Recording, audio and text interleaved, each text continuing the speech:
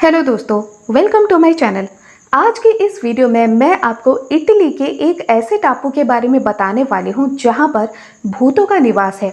Italy की सरकार ने वहां पर ऐलान कर रखा है कि अगर कोई वहां पर जाना चाहता है तो ज़रूर जाए, लेकिन अपनी जिम्मेदारी में जाए, अपने रिस्क पर जाए। अगर वहां पर उसे कुछ हो जाता है तो इसके लिए सरकार बिल्कुल भी जिम्मेदार नहीं है। इसके साथ ही इटली की सरकार ने इस टापू को बेचने की बार बार कोशिश की, लेकिन ऐसा कुछ हो जाता है जिसकी वजह से ये टापू बिक ही नहीं पाता। तो चलिए शुरू करते हैं और जानते हैं इटली के इस भूतिया टापू के बारे में। अगर अभी तक आपने मेरे चैनल को सब्सक्राइब नहीं किया है तो प्लीज़ सब्सक्राइब कर ले। इसके साथ ही बेल आइकन को भी प्रेस कर ले ताकि मेरे आने वाले ऐसे ही रोचक वीडियोस आप पहले देख सकें। इटली के इस भूतिया टापू का नाम है पोवेगलिया। पोवेगलिया टापू पिछले 300 साल से वीराना पड़ा है। वहाँ पर भूतों का निवास है। जब वहाँ पर कुछ डॉक्टर और नर्स काम करने गए तब उन्हें भी ऐसे कुछ आवाज़ें सुनाई दी कि वो लोग पागल होकर भागने लगे। लेकिन ऐसा क्यों होता है? पिछले 300 साल से इटली की सरकार भी यहाँ पर लोगों को बसाने की कोशिश कर रही है, लेकिन कुछ नहीं हो पा रहा। बार बार बेचने की कोशिश की, लेकिन फिर भी ऐसा कुछ नहीं हो पाया जिसकी वजह से वहाँ से थोड़ी कमाई हो सके। लेकिन ये पोवेगलिया टापू इतना ज़्यादा सुंदर है कि यहाँ पर बार बार लोगों का जाने का मन करेगा, फिर भी वहाँ पर कोई नहीं जाता। लेकिन ये पोवेगलिया टापू है बड़ा सुंदर, बहुत ज़्यादा सुंदर है ये इलाका, और चारों तरफ समुंदर से घिरा हुआ है पोवेगलिया टापू। इसीलिए वहाँ पर पहले बहुत ज़्यादा लोग जाया करते थे क्योंकि ये स्थान बहुत ज़्यादा सुंदर हुआ करता था। लेकिन अब के समय में ये बिल्कुल वीराना पड़ा है। लेकिन ऐसा क्यों है? 1600 और 1700 सेंचुरी के बीच में इटली में प्लेग फैली थी। ये तो आपको पता ही होगा। प्लेग इतनी ज़्यादा फैली थी कि एक महामारी का रूप ले रही। जैसे कि कोरोना आया और महामारी का रूप ले गया, वैसे ही तब के समय में प्लेग आया और महामारी का रूप ले गया। लेकिन कोरोना के समय में कुछ वैक्सीन्स निकली, कुछ दवाइयों के ज़रिए भी लोग ठीक होने लगे। लेकिन तब के समय में ऐसा कुछ भी नहीं था। प्लेग के लिए ना तो कुछ वैक्सीन्स थी, ना तो कुछ दवाई थी। जो भी कोई प्लेग का मरीज़ होता वो कुछ ही दिनों में अपनी जान गंवाता, या फिर बिस्तर पे पड़े पड़े ही दूसरों को अपने प्लेग की बीमारी को दे देता। कहा जाता है कि उसी प्लेग की बीमारी से और महामारी से इटली की आधी जनसंख्या खत्म हो गई थी। लेकिन प्लेग इटली में आया कैसे? ये भी सुनने को मिलता है कि जब प्लेग शुरू हुआ तब उससे पहले लड़ाई हो रही थी। किसी दोनों देश के बीच लड़ाई हुई और दूसरे देश से कुछ सैनिक प्लेग की बीमारी को इटली में लेकर आए, और उन्हीं के जरिए इटली में इतनी ज़्यादा प्लेग फैल गई जो कि महामारी का रूप ले गई। बहुत ज़्यादा लोग मरने लगे। जैसे कि तब के समय में ना तो कुछ दवाई थी प्लेग के लिए, ना तो कुछ वैक्सीन थी। तो वहाँ की सरकार ने प्लेग की बीमारी में ग्रसित पेशेंट्स को ये कहा कि वो लोग क्वारंटीन में रहे। और ये जो क्वारंटीन शब्द है ये वहीं से आया है। जब कोरोना काल में क्वारंटीन का शब्द प्रयोग किया जाता था तब ये शब्द किसी ने नहीं सोचा था कि कहाँ से आया, लेकिन 300 साल पहले ही ये शब्द इटली में शुरू हुआ था। और वहाँ की सरकार ने प्लेग के पेशेंट्स को ये कहा था कि जिन्हें भी प्लेग हो रहा है वो लोग क्वारंटीन में रहे, यानी अलग थलग रहें 40 दिनों के लिए। क्वारंट का मतलब होता है 40, इसीलिए तो जब 40 दिनों के लिए कोई प्लेग का पेशेंट अलग रहता है तो उसे कहा जाता है क्वारंटीन में रहना। लेकिन क्वारंटीन में रहने से क्या हो जाएगा? क्योंकि मेडिसिन तो कोई थी नहीं, इसीलिए प्लेग की बीमारी में जो भी पेशेंट्स होते थे वो लोग बचते ही नहीं थे। वो लोग दूसरों को अपनी बीमारी तो देते थे, लेकिन उनके बचने के चांसेस बहुत कम हुआ करते थे। ये जो पोवेगलिया टापू है ये वेनिस और लीडो के बीच में अवस्थित है। ये एक ऐसा टापू है जो कि चारों तरफ समुद्र से घिरा हुआ है, और ये टापू 17 एकड़ की ज़मीन पर फैला हुआ है।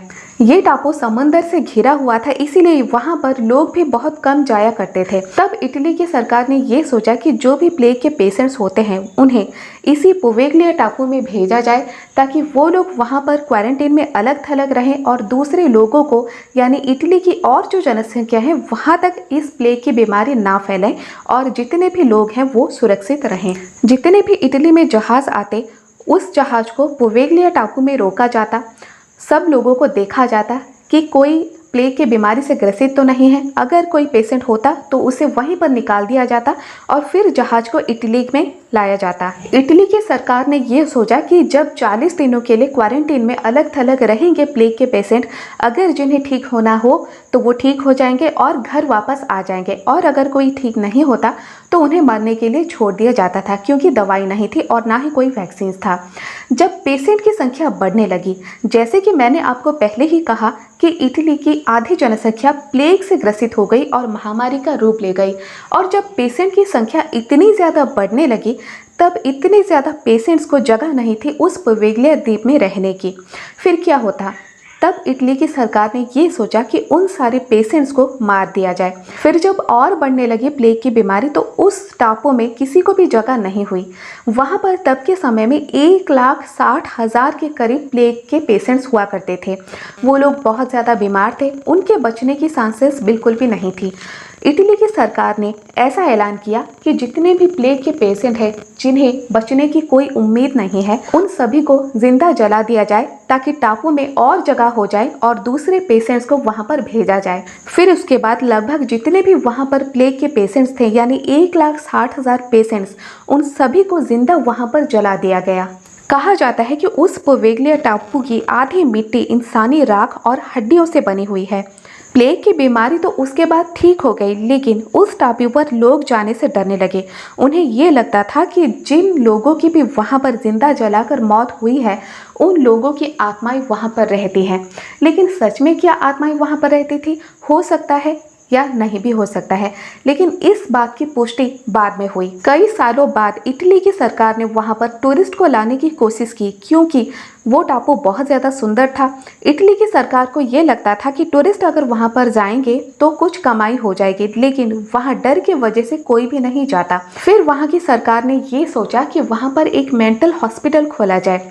मेंटल हॉस्पिटल खुला भी, वहां पर डॉक्टर्स भी गए, नर्स भी गए और पेशेंट्स भी गए। लेकिन कुछ दिनों के बाद वहां के डॉक्टर और नर्स को अजीब अजीब सी आवाज़ें सुनाई दी, और ये नहीं कि सिर्फ रात में सुनाई देती थी बल्कि दिन में भी सुनाई देती थी। ऐसा कोई समय नहीं होता था कि जब ये अजीब सी आवाज़ें नहीं सुनाई देती हो, और कई बार ऐसी भी बदबू आती थी कि जैसे कोई इंसान जल रहा हो।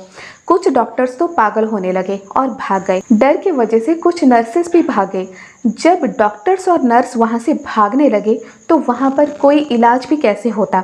बस इसीलिए उस मेंटल हॉस्पिटल को भी सरकार को बंद करना पड़ा। बस इसी इंसिडेंट से ये पता चला कि वहां पर भूतों का निवास है और वहां पर कोई भी नहीं रह सकता। जब खुद डॉक्टर्स, जो कि भूत प्रेत को नहीं मानते, और वो अजीब सी आवाज़ें सुनने लगे, कुछ ऐसा देखने लगे जिसकी वजह से वो डरने लगे और पागल होने लगे, तो वहां पर कोई और भला कैसे जा सकता है। इसके बाद इटली की सरकार ने ये सोचा कि इस टापू को बेचा जाए और कुछ पैसे कमाया जाए। 3-4 बार ये टापू बिका भी, लेकिन जिन लोगों ने इस टापू को खरीदा उन लोगों के साथ अजीब अजीब से हादसे होने लगे और उन लोगों की भी मृत्यु होने लगी। तब इटली की सरकार ने ये ऐलान कर दिया कि इस टापू पर कोई भी ना जाए।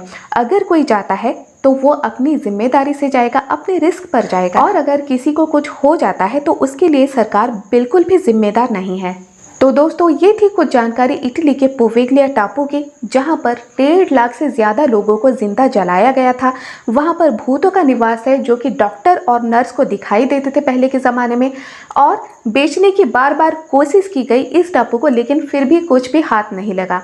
अगर आज का ये वीडियो आपको ज़रा भी पसंद आए, एक लाइक ज़रूर कर दें। इसके साथ ही शेयर करें अपने दोस्तों के साथ।